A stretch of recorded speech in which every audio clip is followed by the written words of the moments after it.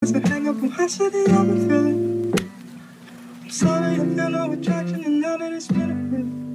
'Cause I've been so long. Assalamualaikum warahmatullahi wabarakatuh. Kembali lagi dengan saya Siti Nur Ajijah.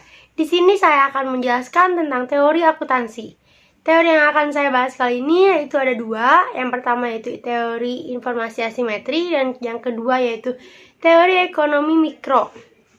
Nah, untuk teori informasi asimetri ini, kondisi tentang teori informasi asimetri pertama kali dicetuskan oleh Arrow pada 1963 dengan satu artikelnya yang berjudul Uncertainty and the Welfare Economic of Medical Care di jurnal Amerikanya Economic Review. Sedangkan istilah informasi asimetri digunakan oleh Akrelov pada 1970 dalam karyanya yang berjudul The Market of Lemons, Quality and Uncertainty and the Market Mechanics. Ia menyebutnya bahwa dalam pasar, yaitu barang cadangan yang seperti itu, nilai rata-rata dari suatu akomodasi cenderung turun, bahkan untuk barang yang berkualitas bagus sekalipun.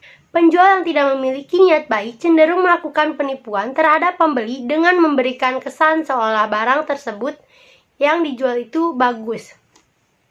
Kondisi seperti ini membuat banyak pembeli menghindari penipuan atau menolak melakukan transaksi dalam pasar seperti itu. Bahkan yang lebih buruk adalah menolak pengeluaran uang besar dalam transaksi tersebut.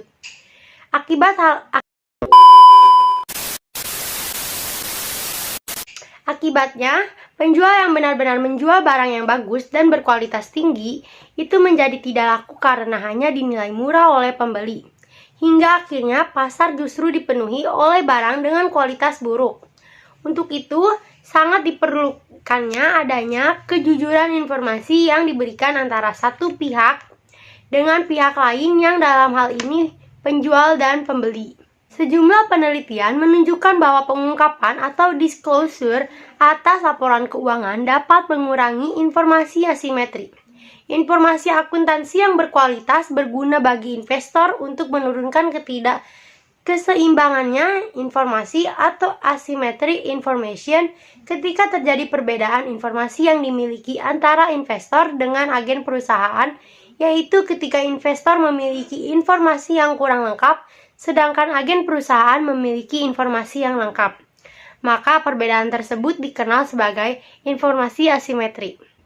Informasi asimetri dapat menyebabkan adanya kerugian bagi pihak investor sehingga regulator selalu meminta agar perusahaan yang telah terdaftar di pasar bursa untuk melakukan transparansi dan mengumumkan seluruh informasi yang dimilikinya agar tidak ada pihak yang dirugikan. Informasi asimetri yang mempelajari mengenai penerbitan saham dengan informasi asimetri melalui berbagai waktu.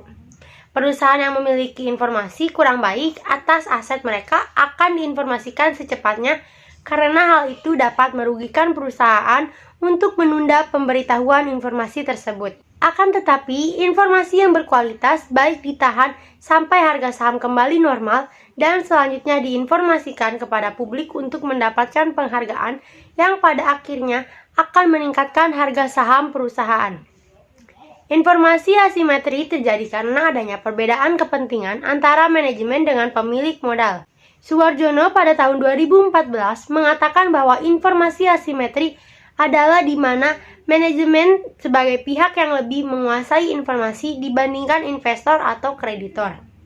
Karena manajemen dan investor atau kreditor merupakan pihak-pihak yang hubungan kedua pihak tersebut dipandang sebagai hubungan keagenan. Dikhawatirkannya akan terjadi asimetri informasi antara kedua pihak tersebut dengan manajemen sebagai pihak yang lebih menguasai informasi. Kondisi informasi asimetri sangat mempengaruhi cost of equity karena apabila pihak eksternal perusahaan seperti investor dan kreditor tidak memiliki cukup informasi terkait perusahaan tersebut, maka akan timbul keraguan bagi pihak eksternal tersebut untuk menanamkan atau meminjamkan dananya terhadap perusahaan yang akhirnya nanti akan mengurangi modal yang didapat perusahaan. Sehingga akhirnya nilai cost of equity semakin tinggi karena perusahaan harus mengeluarkan biaya lebih banyak agar usahanya untuk menambah modal perusahaan tidak sia-sia. Sebaliknya, apabila pihak eksternal perusahaan mengetahui secara lengkap tentang kondisi perusahaan tersebut, maka hal tersebut akan semakin memantapkan para pihak eksternal dalam mempertimbangkan untuk menanamkan atau meminjamkan dananya terhadap perusahaan, sehingga nilai cost of equity juga semakin kecil. Selain variabel dependen cost of equity, teori informasi asimetri juga tercermin melalui variabel independent asymmetry information. Apabila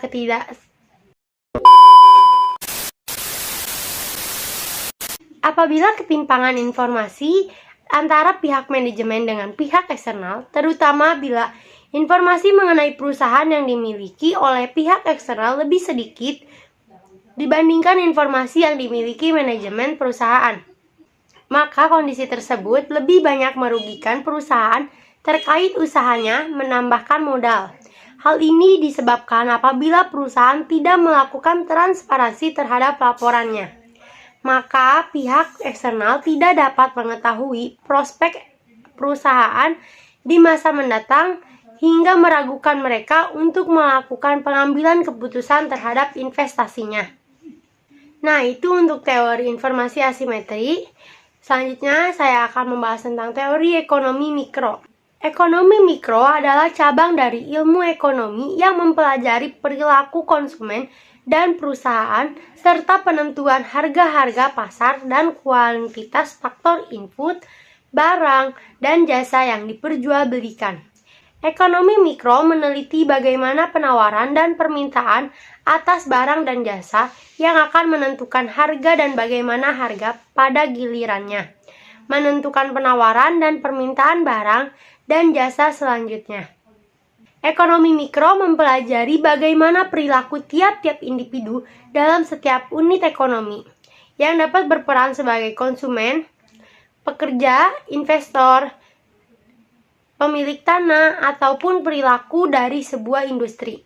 Ekonomi mikro menjelaskan how dan why sebuah pengambilan keputusan dalam tiap unit ekonomi.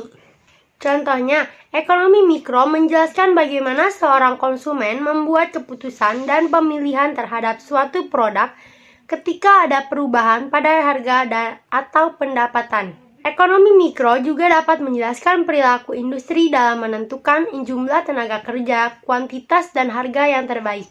Ilmu ekonomi mikro pada dasarnya mempelajari perilaku ekonomi dari satuan pengambilan keputusan individu seperti konsumen, pemilik sumber daya, dan perusahaan-perusahaan dalam perekonomian bebas usaha. Ilmu ekonomi mikro adalah ilmu ekonomi yang mengkhususkan untuk mempelajari perilaku individu manusia dalam rangka memenuhi kebutuhannya. Ada beberapa aspek dalam ekonomi mikro, yaitu analisis biaya, manfaatnya, elastisitas, model-model pasar, dan teori permintaan dan penawaran. Dalam teori permintaan dan penawaran, ada beberapa komponen ekonomi mikro yang mempengaruhi permintaan dan penawaran suatu produk, barang, atau jasa. Interaksi di pasar barang di sini adalah kegiatan atau aktivitas yang terjadi dalam pasar barang tersebut. Nah, yang kedua yaitu ada tingkah laku pelaku ekonomi atau penjual dan pembeli. Di sini juga menjadi fokus kajian dari ekonomi mikro. Dan di sini juga ada beberapa asumsi yang bisa digunakan untuk menganalisis perilaku dari produsen dan konsumen yang ada. Seperti produsen dan konsumen melakukan aktivitas perekonomian secara rasional dan terbuka. Yang kedua yaitu aktivitas produsen dan konsumen dalam pasar dilandasi dengan tujuan-tujuan yang ingin dicapai. Dan yang ketiga yaitu konsumen berusaha untuk mendapatkan kepuasan maksimal, begitu juga dengan produsen yang menginginkan keuntungan maksimal. Yang ketiga di sini ada interaksi dalam pasaran faktor. Pasaran faktor di sini terjadi antara penjual dan pembeli di dalamnya. Faktor produksi di sini meliputi sumber daya alam, sumber daya manusia, sumber daya modal, serta kewirausahaan. Faktor-faktor di sini juga disediakan oleh rumah tangga konsumen. Rumah tangga konsumen akan mendapat balas jasa dari peranannya menyediakan faktor tersebut, yaitu konsumen akan mendapatkan apa yang mereka mau.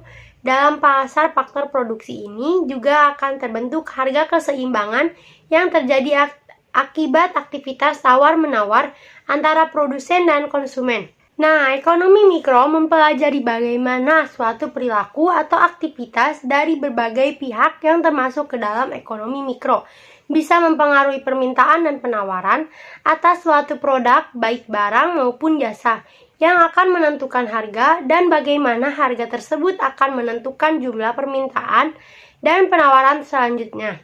Adapun beberapa komponen yang dapat mempengaruhi permintaan dan penawaran pada suatu produk, yaitu interaksi dan tingkah laku pelaku ekonomi, sehingga berdampak kepada kepuasan konsumen dalam pembelian ulang. Nah, mungkin hanya 2 teori yang akan saya bahas kali ini. Terima kasih buat semuanya yang sudah menonton.